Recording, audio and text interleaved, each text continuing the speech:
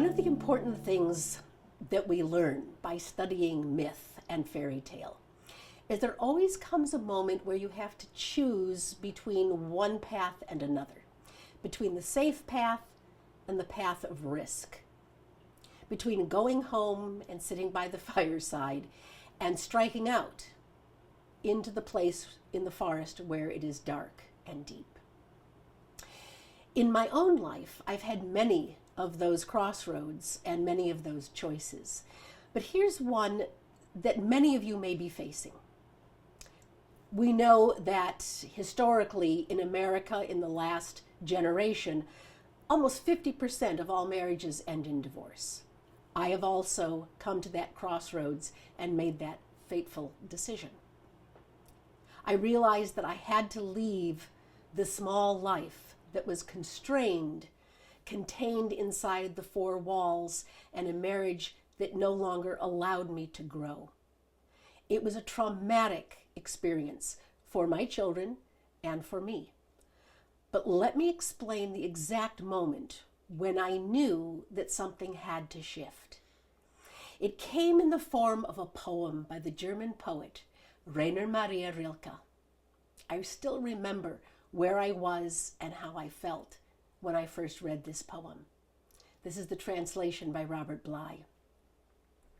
Sometimes a man stands up during supper and walks out the door and keeps on walking because of a church that stands somewhere in the east.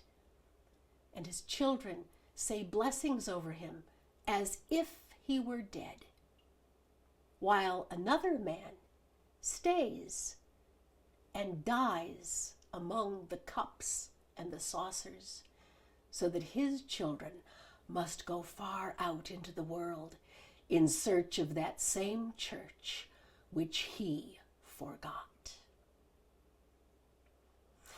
Now, it was many years later that I recognized that what was being articulated in that powerful poem was the recognition that the unlived life of the parent does not simply die with the parent or disperse or shrivel like a raisin in the sun. No, it gets passed on to the children. The children must now carry the burden of the parent's unlived life. And that was the instinctive understanding that I took from that poem. The stories, the myths, the novels that show that critical moment where the hero refuses the call to adventure, says no, closes the door, turns a blind eye and a deaf ear.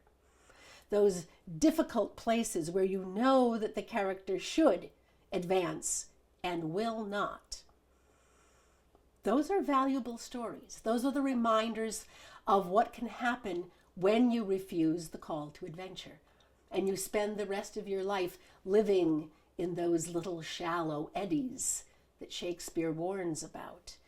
You know, there is a tide in the affairs of humans which must be taken at the flood. And so the story itself, the myth and the fairy tale, tries to show you where you are in your life so that you're ready at those critical junctions when you need to open your eyes and be willing to shed the safety and the security and take on the risk. Say yes to the adventure and give up the life that you'd planned in order to have the life that is waiting for you.